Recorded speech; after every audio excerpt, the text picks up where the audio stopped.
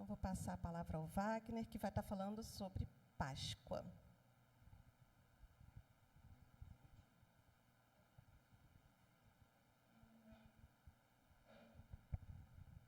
Bom dia, bom dia.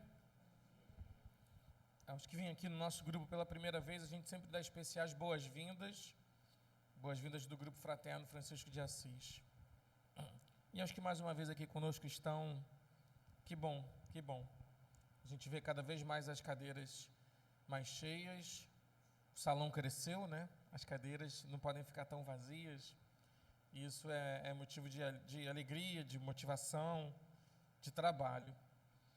E aí a gente se perguntava, hoje, domingo de Páscoa, será que vai estar cheio, né? Porque não tem, na Páscoa, como é que é? O Espiritismo não celebra a Páscoa. Como assim o Espiritismo não celebra a Páscoa, né? Não, mas não tem Páscoa no Espiritismo, né? Opa! Vamos pensar sobre isso. Vocês já ouviram falar, né? O Espiritismo não tem Páscoa. Não tem outros ritos religiosos, né? Então vamos falar, vamos pensar sobre isso. Adorei quando você falou, você preparou. Eu preparei a boa vontade de estar aqui refletindo, não de fazer palestra, não de fazer o estudo, porque isso é para os habilitados para tanto. Mas preparei a boa vontade de vir aqui para a gente refletir sobre o que é esse feriado, né? Estes dias que nós estamos vivendo. O que são esses dias que a gente está vivendo? O que eles representam para as nossas vidas? O que eles representam historicamente? Né? E o que a gente pode eventualmente aprender, refletir, vivenciar a partir desse tal feriado de Páscoa. Até porque, para as novas gerações, a Páscoa significa chocolate. E as novas gerações, a gente está falando aí de pelo menos umas boas 10 gerações, né? A sociedade de consumo conseguiu enlaçar esse feriado religioso, espiritual, também. Há quantos anos, gente? Quem é mais velho aqui, nos anos 50, se dava chocolate durante a Páscoa? Não, né? Nos anos 60, se dava chocolate durante a Páscoa? Já dava chocolate na Páscoa? Já tinha coelho, chocolate? Vocês sabem por que coelho, chocolate? Coelho não põe ovo, não come chocolate, por que o coelho? Nós estamos falando de algo completamente diferente de coelho e Páscoa, mas estamos no mundo, vivemos no mundo. Infelizmente, ou por conta das realidades, fazemos parte desse mundo. O mundo do consumo, né? Da sociedade que desaparece com as coisas que a gente consome. Até porque também Papai Noel, não vou falar nada, né? Papai Noel. Mas existem coisas importantes para a gente refletir sobre isso. Porque este é um tempo espiritual. Todos os tempos são espirituais? Todos os tempos são espirituais. Cada um com as suas características, cada um com os seus entendimentos, cada um com os seus movimentos astrais. Tem um escritor inglês um pouco conhecido, chamado William Shakespeare, né? Que dizia que existem mais coisas entre o céu e a terra do que pode supor a nossa vã filosofia. E existem muito mais coisas entre o céu e a terra do que os nossos simples conhecimentos. A doutrina espírita, como um conjunto de conhecimentos. A voz está muito alta, gente? Está falando alto? Tá bom hoje, Lúcia? Tá bom, então tá. A doutrina espírita, como um conjunto de conhecimentos, ela nos ajuda a entender. Quem é que gosta de entender sobre as coisas? Né? Quem gosta de saber? Deixar a Patrícia levantar a mão. Obrigado, Patrícia. Quem é que gosta de pensar assim, por que isso é assim?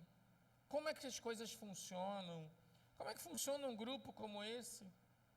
Como é que funciona um feriado de Páscoa na nossa vida? Historicamente, todo mundo aqui já sabe como é que é, o que historicamente é o feriado de Páscoa, né? O feriado de Páscoa é um feriado hebraico, um feriado judeu. 1500 antes de Cristo já se falava sobre Páscoa, na época lá do Egito, do faraó. E aqui a gente não vai falar de história. Primeiro que eu não estou no lugar de fala. Não, Fátima, fica aqui, ó. Primeiro que eu não estou no lugar de fala, obrigado. Eu não estou no lugar de fala sobre o historiador, né? Eu não sou um professor de história, mas a gente aprende o que é Páscoa judaica lá atrás. A Páscoa era um feriado que se celebrava o início do êxodo judeu, o início da diáspora judaica. E isso vinha lá nas relações do povo judeu escravizado com o faraó no Egito. Olha quão longe a gente vai, e a gente está celebrando algo que está lá enraizado 1500 anos antes de Cristo, quando então se celebrava um feriado maravilhoso, né? Que era o feriado do Purim, festa da alegria, e se trazia um bezerro para dentro da casa, e as pessoas cultivavam o bezerro por uma semana, e no último dia eles imolavam o bezerro, e aí esse movimento de imolar o bezerro, levar lá o sangue do bezerro, etc., etc., era um movimento de renascimento da dor, relembrando os antepassados que foram exilados para o deserto. E eles pediam que, na época, o sangue do bezerro fosse caiado nas casas, fosse marcado nas casas de cada pessoa que acreditasse que a maldição, ou o anjo da morte é um negócio muito doido, né? Porque anjo e morte fazem muito sentido, né? Mas anjo da morte iria passar por cima das casas que estivessem caiadas com o sangue do cordeiro. E nesse dia, no domingo, uma semana depois do Purim, as pessoas seriam libertadas e protegidas do anjo da morte, da destruição. E esse nome chamado passar por cima, livrar, né, passar ao largo, não chama Pesach. É uma palavra hebraica que é Passover, passar por cima. Em inglês foi traduzido para o Passover. O que isso tem a ver com o que a gente está fazendo aqui? O que isso tem a ver com chocolate e com coelho, gente? Tem muita coisa a ver. Porque 1500 anos depois, os caras passaram 1500 anos celebrando esse feriado dentro das inúmeras festas judaicas que existem. E as festas, cada uma com seus significados espirituais, significados de relembrar as histórias de um povo escravizado, que depois passou anos e anos no deserto, né, fugindo da ira de um opressor, de um povo opressor, que era o faraó, e o exército egípcio, etc. Egito, inclusive, quer dizer estreito, né? Na língua, agora não sei qual é a língua, mas o significado da palavra Egito quer dizer estreito, fugir daquele lugar de opressão. Quando a gente relembra o momento mais importante da história do homem contemporâneo, moderno e histórico, que é a vinda de terra, esse momento ele está ligado diretamente aos simbolismos do Pêssego. Jesus passou 3 anos, ele reaparece na cena. Quem está vendo aquele seriado The Chosen, vale a pena ver, né? Ele reaparece no registro, nas bodas, no casamento, em que ele multiplica lá o vinho e o pão. Está faltando vinho e pão. Jesus desaparece dos registros aos 13, 14 anos. Então, 16 anos depois, ele reaparece já como uma pessoa capaz de produzir milagres. Para até então, milagres. E vamos guardar essa palavra milagre, porque o Espiritismo é muito bacana, porque quem gosta de entender como as coisas funcionam, vai descobrir como é que funcionam os milagres. E a gente é muito legal descobrir como... E não é descobrir a mágica do mágico, é descobrir como as coisas são, de fato. Então, Jesus passa 3 anos curando os paralíticos, curando os doentes, fazendo palestras, conversas, transformando, está aqui a mensagem do Emmanuel, fazendo de tudo possível para deixar registrado na história dos homens o que significava uma ideia nova de reino de Deus. Meu reino de Deus não é desse mundo, existe um reino de Deus. Eu vim trazer o reino de Deus para vocês. A ideia do reino de Deus que o Cristo traz, ela é absolutamente subversiva, não é? Ou seja, o reino de Deus não faz parte do reino dos poderosos aqui. E é óbvio que isso ia ser um processo revolucionário. Mas que tipo de revolução é essa que Jesus estava pregando? É a revolução de armas que a gente tentou fazer durante os 2000 anos seguintes e não deu certo? Não é. Só olhar para a história, né? As revoluções tentam e não funcionam em sua essência. Não dá certo. Ninguém muda o mundo. Pode mudar para pior, pode dar uma piorada. Mas ninguém consegue estabelecer a sua ideologia, a sua ideia de mundo maravilhoso com violência, com armas. O que Jesus, esse homem que volta à cena em Jerusalém, curando as pessoas, produzindo milagres e incomodando os poderosos, faz é dizer, existe uma outra realidade. Eu estou mostrando para vocês uma outra realidade. E aí ele escolhe, claramente ele escolhe, conhecedor das coisas como são, o feriado de Pêssach, que era uma peregrinação a Jerusalém para poder vivenciar o feriado de Pêssach, para poder vivenciar o momento mais importante de sua estadia na Terra. Esse momento que nós estamos lembrando nos dias de hoje. Significa que aconteceu hoje, no dia 30 de março? Claro que não. Esse feriado, inclusive, ele é móvel. E não é engraçado ser um feriado móvel? Ele é móvel porque ele tem a ver com as lunações, ele tem a ver com a natureza, com os ciclos da natureza, ele tem a ver com os movimentos energéticos do planeta. Isso foi estabelecido lá 1500 anos antes dele. Quando ele entra em Jerusalém no domingo passado, por assim dizer, a gente chama de domingo de Ramos, é o primeiro domingo do Purim, em que se celebra a alegria na tradição judaica. Se celebra, é uma festa, é uma celebração de alegria.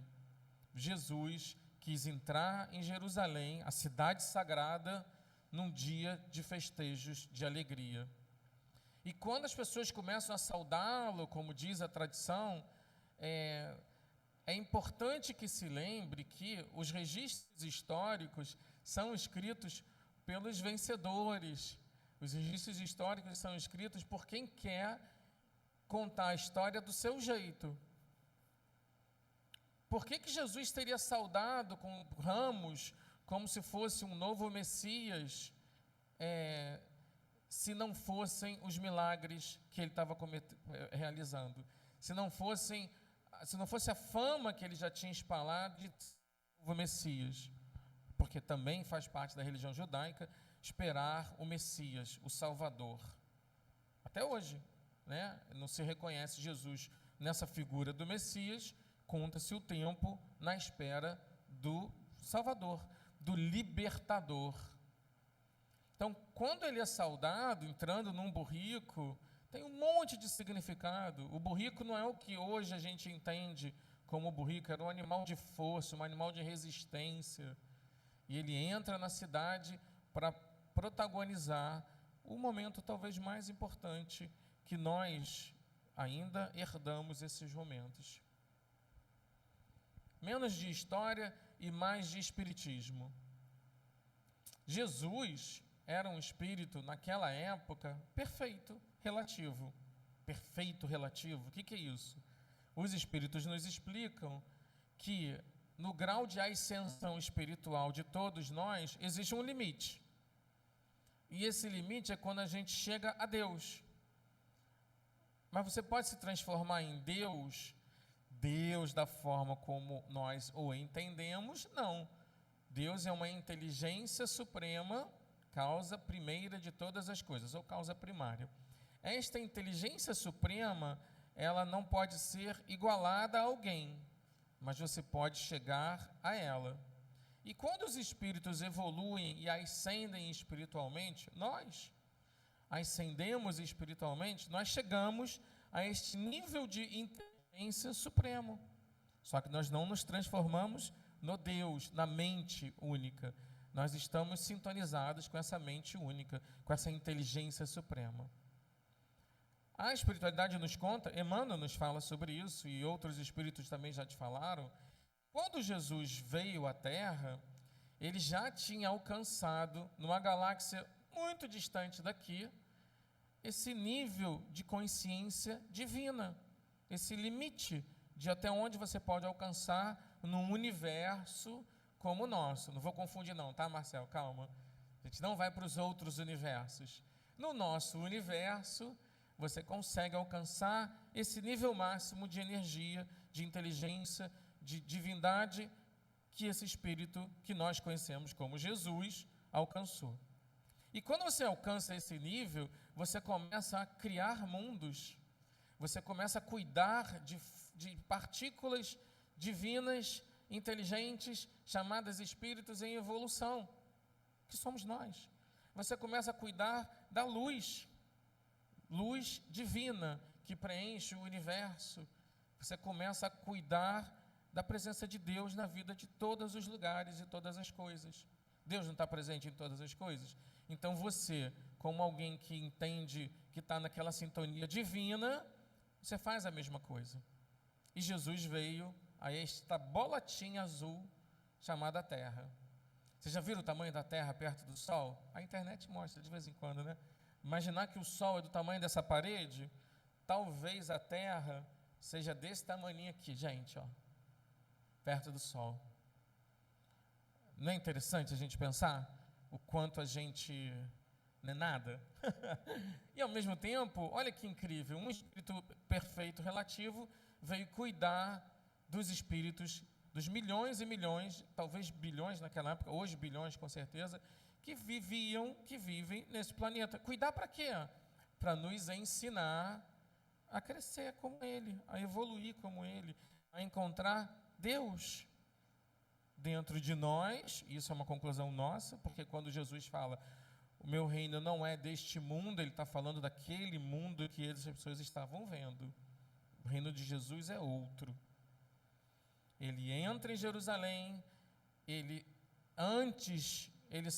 vai rezar, ele sabe que um dos amigos dele vai entregar eles, porque ele diz assim, quando ele reúne os discípulos, as pessoas mais próximas dele, eu amo vocês tanto, tanto, que você vai me negar 3 vezes, Pedro, mas eu vou continuar te amando.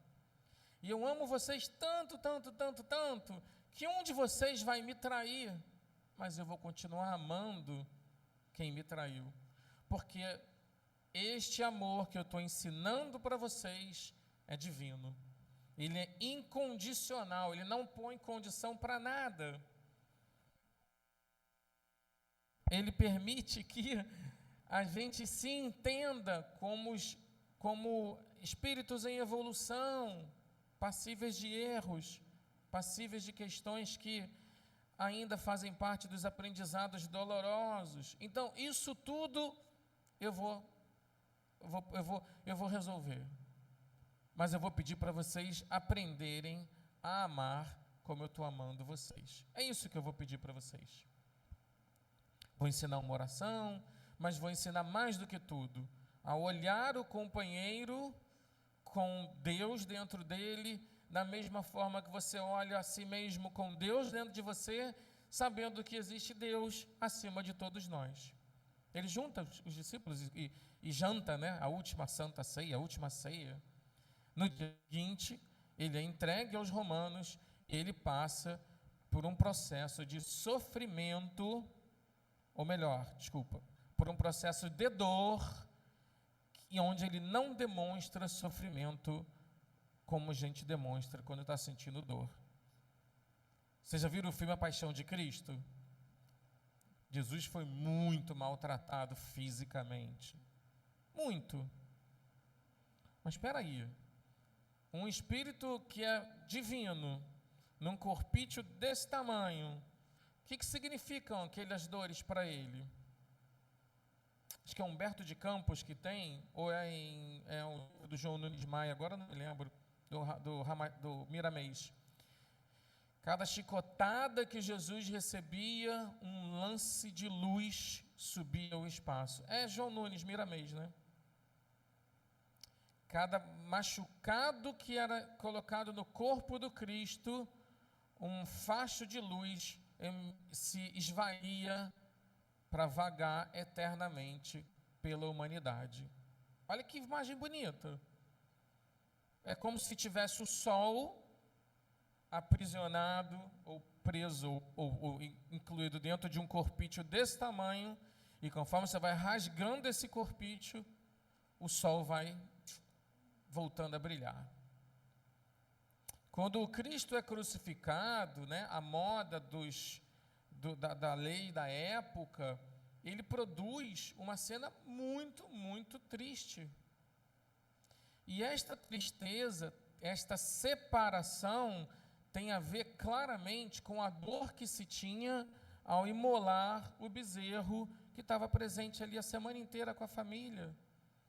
Ao pegar o sangue do bezerro e dizer assim: a morte não passará pela minha casa. O sangue derramado pelo Cristo estava dizendo para as pessoas: a morte não faz parte dessa vida como vocês acham. Ela não é o fim. Tem muito mais além do que vocês estão vendo e dos simbolismos disso. Na sexta-feira, o corpo dele perde a vida. Ele é retirado da cruz, limpo pelas mulheres, embalsamado e colocado dentro de um túmulo. E, como dizia a profecia, 3 dias depois, ele reaparece e o corpo dele não está presente no túmulo. Reaparece para as mulheres primeiro, né? Madalena e as outras mulheres que teriam ido lá perto do túmulo, e depois reaparece para Maria, mãe de Nazaré, Maria Nazaré, a mãe dele. José já devia ter desencarnado nessa época, né? Reaparece para os discípulos e fica com os discípulos por 40 dias, passando para eles as lições que eles teriam que levar a todos os cantos do mundo, e depois desses 40 dias ele ascende aos céus. Para pensar, gente, que corpo é esse que desapareceu? Como é que um corpo desaparece e não seja passe de mágica? Que corpo é esse que sofreu maltratos horrorosos e não sentiu sofrimento, embora a dor possa ter existido? É o corpo de um homem perfeito, relativo, de um homem que representa Deus para a gente. Qual a diferença? Se Jesus quisesse regenerar o próprio corpo fisicamente na matéria, ele não faria? Ele regenerou Lázaro, ele regenerou o cego, ele regenerou todas as pessoas que estavam ao redor dele, inclusive aquelas que ele nem viu, que tocou a roupa dele e se curou de uma doença, a mulher que sangrava, esqueci o nome dela.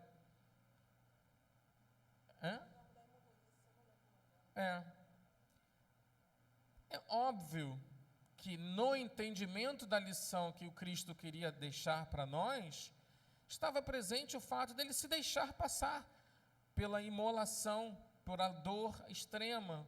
E ele estava dizendo isso para a gente: este mundo que vocês vivem ainda é um mundo de aprendizados, infelizmente, dolorosos. É um mundo de sofrimento. Jesus falou isso em algum lugar? Não. Ele diz: a felicidade não é deste mundo, porque o reino de Deus não é deste mundo. Mas quem disse que a gente não poderia experimentar a felicidade de um outro mundo através dos ensinos dele? Foi exatamente isso que ele disse. Me segue, faz o que eu estou te dizendo, ama do jeito que eu estou te amando, perdoa do jeito que eu estou... Jesus nem perdoava, mas assim, perdoa do jeito que eu estou te ensinando a perdoar. E aí o tal reino que não é deste reino vai morar dentro de você. E aí o anjo da morte, essa figura mitológica, não vai passar pela sua casa porque a morte deixa de existir tal qual a gente imagina que ela exista. Não é muito legal a gente pensar sobre isso? E ao mesmo tempo, ele ainda propõe algo absolutamente renovador. Ele aparece e ele diz: não me toque ainda, porque ainda não subi. Mas ele mostra para Tomé as chagas. O que é a matéria, então, se Jesus reaparece para ele? Parênteses. Quando os espíritos se materializam num trabalho de materialização espiritual, usando ectoplasma e condições especialíssimas, não dá para fazer isso em qualquer lugar, né? Eles ganham literalmente tangência. A gente pode tocar nos espíritos materializados. Eles tocam na gente. Tem órgão? Muitas vezes não.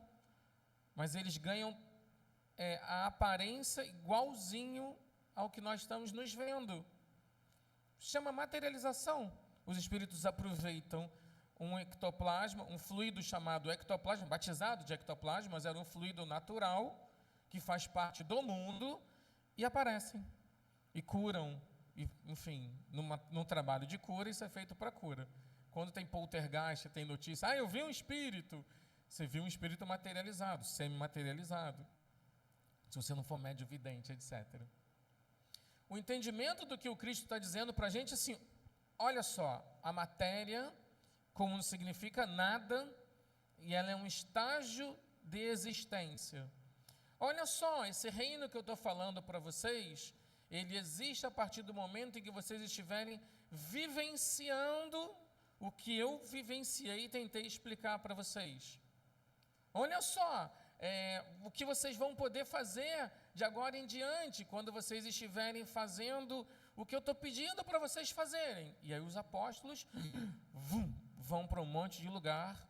Logo em seguida vem Paulo, que enfim era Saulo. Lucas chega um pouco depois. E eles começam a protagonizar o quê? Milagres. O que são esses milagres? A capacidade de espiritualmente, pela força do Espírito, interferir na matéria, transformar a matéria. A matéria se transforma pela preponderância do Espírito. Quanto mais evoluído o Espírito, mais ele consegue preponderar sobre a matéria. Quanto mais forte o sentimento do Espírito, mais poder ele tem de transformação. Foi isso que Jesus estava dizendo. Foi isso que ele veio vivenciar. E aí, num dia como hoje, em que Cristo aparece com a ressurreição, os relatos e os registros hoje são de ressurreição. Mas ele não voltou ao corpo dele natural, normal, porque quando ele ascende aos céus, quem é que ascende aos céus com um corpo natural como o nosso? Não faz o menor sentido. E obviamente a gente sabe que os textos mais antigos foram todos reescritos. A gente sabe que a ideia da reencarnação foi extirpada dos documentos tradicionais do cristianismo primitivo, depois de alguns séculos. Porque a ideia da reencarnação doía muito para os poderosos. A ideia de voltar pobre, não poderoso, a ideia de ter que responder pelos seus atos passados, essa ideia não era bacana para quem tinha poder. E aí teve um cara, né, enfim, teve um papa que resolveu reescrever, um imperador que resolveu reescrever os evangelhos oficiais. E aí de repente apareceu a palavra ressurreição. E eles estavam falando, obviamente, Jesus obviamente reaparece materializado, utilizando o ectoplasma dos céus, como diz Emmanuel também. De onde vinha a força de Jesus? Dos céus. esse sol que fazia presença dentro de um corpinho, usava força como se fosse um sol. E domingo, hoje, na celebração, na ideia de que tudo se renova, tudo recomeça, né? Essa ideia, a ideia da Páscoa, né? A gente vai receber aí uns 453 mil posts da internet.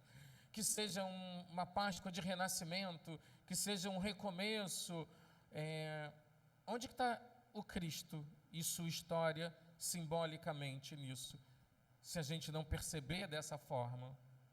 Pode comer o chocolate? Pode comer o chocolate. Chocolate faz parte do mundo de consumo. Mas o significado histórico, esse não pode passar ao largo da nossa mente. Esse anjo da bondade não pode passar ao largo, porque é sobre isso e que nós estamos vivenciando, e às vezes uma parte cada vez mais intensa, uma parte da sociedade, e muitas vezes uma parte muito grande da sociedade absolutamente longe dessas sintonias. O que Jesus foi fazer em Jerusalém foi produzir uma experiência divina para todas as pessoas. O que nós lembramos todos os anos é uma experiência divina ou não? É uma experiência de aprendizado a partir da dor, que não é sofrimento, ou é da transformação, ou é uma experiência somente de lembrança? A espiritualidade tem insistido muito que nós não deixemos passar a experiência espiritual que está sendo proposta quase todos os dias para a gente. Em tempos como esses, em que as energias, inclusive, são propícias, e é interessante perceber isso, né? A gente acabou a quaresma, veio a festa da carne, né? a festa pagã, vem o início da primavera, tem um monte de coisa envolvida ali, pedindo que nós vivamos uma experiência divina. De contrição, sim, uma experiência divina de entendimento, e Kardec dá uma chave genial para a gente, que é o seguinte: toda vez que você conseguir emprestar razão, racionalidade e entendimento para a sua fé, você vai crescer. Isso é divino. Toda vez que você conseguir entender o sofrimento do outro, você vai crescer. Porque você vai emprestar para o outro o que tem de melhor em você. Quão trabalhoso é isso? Muito, intensamente trabalhoso. Porque isso pede esforço pessoal. Isso pede que você passe por dor, por desapego, por desconstrução de si mesmo erguido num mundo de matéria. Nós somos espíritos vivenciando uma experiência material válida, maravilhosa, potente, que não se deve ser deixada de lado em momento algum. E aí tem um outro aspecto da história de Jesus que pouca gente lembra. Teve um cara que traiu ele. Traiu.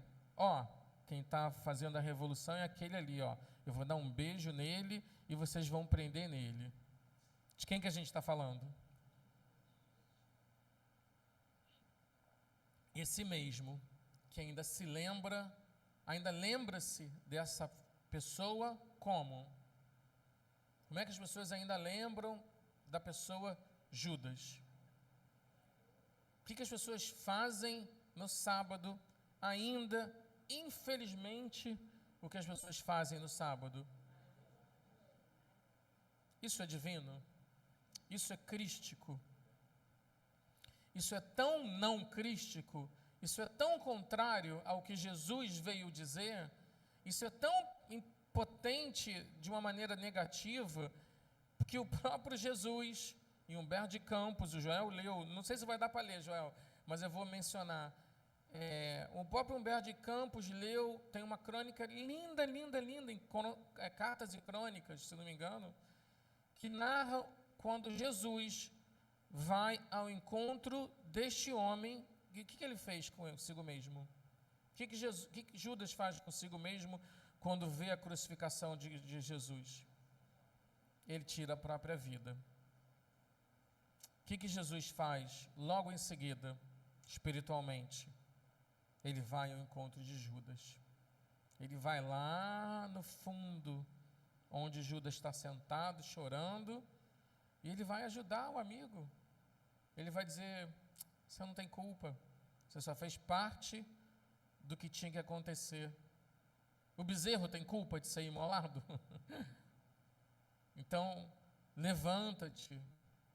E demorou mais de 1000 anos para Judas conseguir recuperar essa essência divina dele. A espiritualidade nos conta, e é muito bacana quando a espiritualidade nos conta essas coisas, né? Porque isso é muito libertador, isso é muito confortante. Quem foi Judas, além de outras encarnações que ele provavelmente teve, até esta encarnação mais importante, que demarca uma nova história para a vida dele, né? Vocês sabem quem foi Judas, em que ele reencarnou? Em que figura histórica ele reencarnou para viver uma história absolutamente divina? Joana d'Arc. Judas reencarna como Joana d'Arc e prova o amor a Jesus, Maria e José. E ele vive a história de Joana d'Arc ao longo de poucos anos, 18 anos, 19 anos, queima numa fogueira e, enfim, ele se sente livre da culpa de ter traído Jesus. Espera aí. Se Jesus pede para a gente assim: vamos amar o inimigo, vamos amar, esquece o inimigo. Vamos tentar amar incondicionalmente. Vamos tentar olhar o semelhante como a si mesmos. Vamos olhar para o mundo como aprendizes de um mundo ainda de dor e sofrimento, embora o sofrimento não seja necessário. Quando a gente não faz isso, o que a gente está fazendo com a ideia do Cristo? Traindo, no sentido mais laico do termo, né? A gente não está indo. Não estou seguindo o que você propôs. Tenho direito? Claro que tem, tanto que a gente faz. E o que Jesus faz novamente? Como esta energia, como esta força que preenche o planeta hoje de uma maneira sublime, presente, incondicional, onisciente, etc. Perdoa. Aos que tiram a própria vida, o que Jesus faz lá quando eles pedem, se arrependem, querem reparar? Misericórdia. Pode, vamos recomeçar. Aos que perdem as chances em suas próprias vidas, o que é a força divina? O que a força do Cristo permite? Ou você acha que o doutor Bezerra faz por conta própria? O doutor Bezerra mesmo fala: eu vou em nome de... A Ana começou a reunião em nome de... Francisco de Assis atua em nome de... É em cima desta força divina, perfeita, presente. E vamos imaginar como é que essa força atua? Como essa força vive hoje em nós? Já pararam para pensar se Jesus não morreu mesmo na cruz? Só uma brincadeira. Se ele não morreu na cruz, ele refez o corpo dele espiritualmente, porque ele sabia fazer isso, concordam? Concordam? Ele refez o corpo dele, se arrumou, abriu a pedra, porque ele podia mover a matéria, saiu e falou assim: agora eu vou mostrar para vocês o que é a força divina. Falou para os apóstolos. E se ele saiu andando pelo mundo? E se ele foi viajar? O que ele fez durante 16 anos, entre os 14 e os 30? Foi na Ásia? Foi no Tibete? Foi na China? Foi na Europa? Foi na Índia? Tem relatos. Foi na América visitar os indígenas, todos os povos que viviam aqui, e traduzir para esses povos todos mais uma vez, o sentido do que é a divindade, foi ajudar Siddhartha Gautama a vivenciar Deus da forma dele e transformar o seu povo. Olha que legal essa ideia. E aí, quando ele entendeu que ele não precisava mais pisar com os pés um pouco mais materializados sobre a terra, e se ele se espalha em luz? E vocês lembram do tamanho do Sol e da Terra? Nós estamos aqui, né? Isso aqui é a Terra. Isso aqui é o Sol. E se Jesus é o Sol e nós somos isso aqui, vamos lá, essa aqui é a Terra e nós somos esse átomo aqui, tá vendo o átomo aqui? E Jesus é o Sol e nós somos o átomo. Essa energia crística, ela está presente em todos os lugares. Como assim todos? Com quais os lugares? Todos os lugares. Em todas as dimensões. Como assim? Na molécula? Na molécula. No átomo? No átomo. Tem energia no átomo? O elétron, quando gira ao redor do próton, não forma energia quântica. Essa energia quântica não é a mesma energia que gera no universo, porque ela é baseada em leis gravitacionais. Ali tem Jesus. Na doença tem uma lei divina, que é o remédio amargo, que faz sofrer se a pessoa não entender isso. Entendeu? Transforma. Cura. Como é que é o milagre? Cura. Cura inexplicável. Inexplicável não quer entender. Cura explicável para quem quiser entender. O que transforma a matéria mais do que qualquer outra coisa? Luz. Luz divina. Inteligência divina. Inteligência divina não transforma a matéria? É possível produzir um monte de coisa? E aí nós nos sintonizamos com o quê? Nesses momentos sagrados. A escolha é nossa. Disse um espírito dia desses assim para a gente: livre-arbítrio é seguir a vontade de Deus, não seguir a vontade de Deus. Isso é livre-arbítrio. Se dá para o próximo encontro a gente fala sobre isso, tá, Joel? Porque não é para confundir a cabeça das pessoas. Mas eu sou livre para fazer o que eu quiser. Claro que é.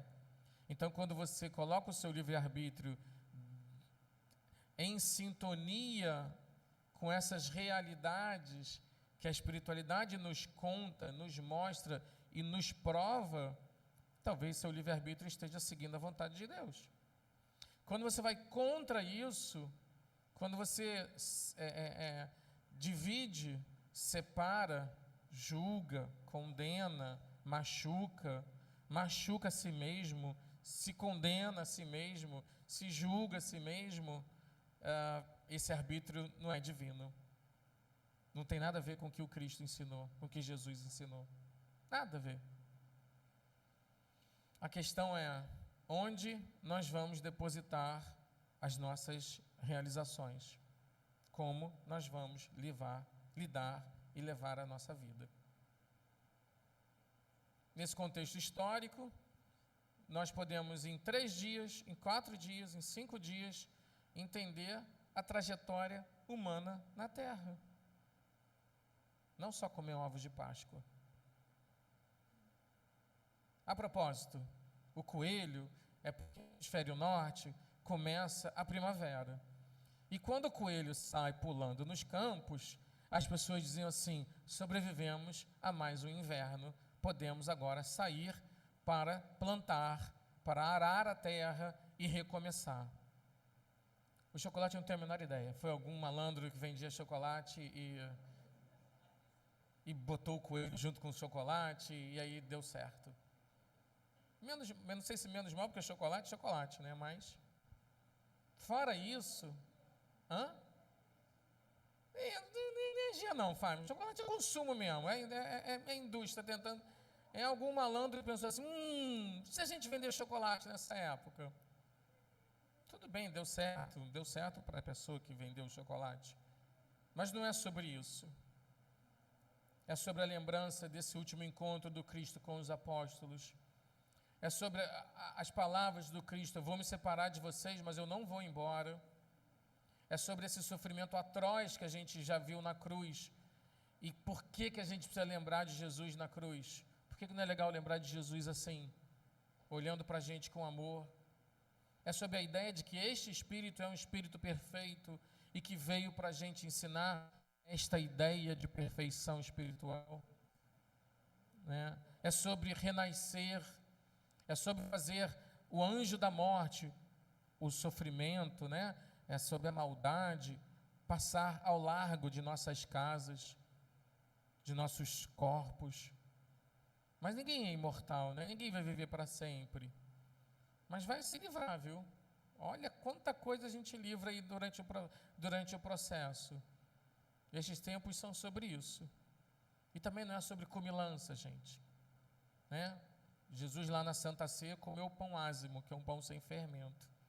Bebeu um vinho, um golinho. Os vinhos de antigamente tinham 3, 4% de teor alcoólico, não é esse vinho de agora engarrafado com 15% de teor alcoólico para embebedar todo mundo.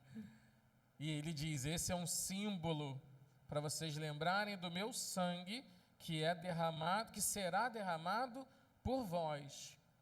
E este é o pão para vocês lembrarem do meu corpo, que é imortal para vós. De uma certa maneira, estou adaptando aqui. Os simbolismos dizem muito e a gente não pode deixar passar. Não pode. Hoje, domingo de Páscoa, né? É sobre vencer a ideia da destruição. É sobre renovar dentro de nós mesmos as forças espirituais de um reino que não está longe, mas dentro de nós. É sobre entender a preponderância do Espírito sobre a matéria. E mais do que qualquer outra coisa, é sobre descobrir, segundo a segundo, o que este sentimento que ainda existe. Lembra de Jesus? O sol? Jesus é o sol e nós estamos inseridos nesse sol. É sobre descobrir este sentimento que existe dentro de cada um de nós. Quando nós fizermos isso, nós estaremos ouvindo ele dizer assim: vem comigo, está tudo certo. Vem comigo, chega de dor. Vamos seguir por onde eu estou seguindo. E isso talvez seja a melhor Páscoa que a gente possa passar. Isso talvez seja a única Páscoa que a gente deva vivenciar. Essa chance incrível, divina, de vivenciar Jesus pertinho, pertinho, pertinho. Não por acaso, quantos e quantos espíritos se aproximam do mundo material? Quantos e quantos espíritos que tiraram suas próprias vidas são perdoados porque se perdoam? Quantos e quantos espíritos são encaminhados para serem amados, para se sentirem amados? Milhões e milhões e milhões. O nosso planeta precisa muito, cada vez mais, novamente, de viver esta presença divina chamada Jesus. E nos lugares onde ele não é conhecido e reconhecido, a presença divina é a mesma, porque os espíritos que neles representaram estas realidades espirituais fazem parte deste trabalho de proteção, de ajuda, de renovação, de divinização. Todos seremos deuses como Jesus. Todos aprenderemos a co-criar como Jesus. Todos aprenderemos a curar a si mesmo e aos próximos como Jesus. Demora, né? Talvez demore um tempinho, mas se a gente não começa hoje, agora, a gente não terá dado o primeiro passo. Que hoje tenha sido um desses primeiros passos para todos nós. E que essa figura crística, essa figura de Jesus vivo, além do sofrimento, vivo, além da destruição da matéria, vivo como um sol cuja luz preenche quaisquer espaços deste mundo, que isso seja vivo, seja presente para todos nós, seja motivo de renascer, recomeçar todos os dias, seja motivo de olhar para o semelhante como Jesus olhou para Judas, seja motivo de a gente dar o próximo passo. E, por fim, o próximo passo é daquele portão ali para fora. O próximo passo não é somente agora eu me transformei. Ninguém se transforma assim. É o dia a dia, é a lapidação, é a presença divina dentro de nós. Que tenha sido essa reflexão, e é uma reflexão, que essa reflexão possa servir para a gente, até a Páscoa que vem. E aí a gente olha para trás e vê assim, o que eu fiz dentro de mim que produziu mais vivo o Cristo que existe para todos? Muito obrigado, que a gente possa fazer, vai fazer uma meditaçãozinha, Fátima? Vamos fazer uma meditaçãozinha?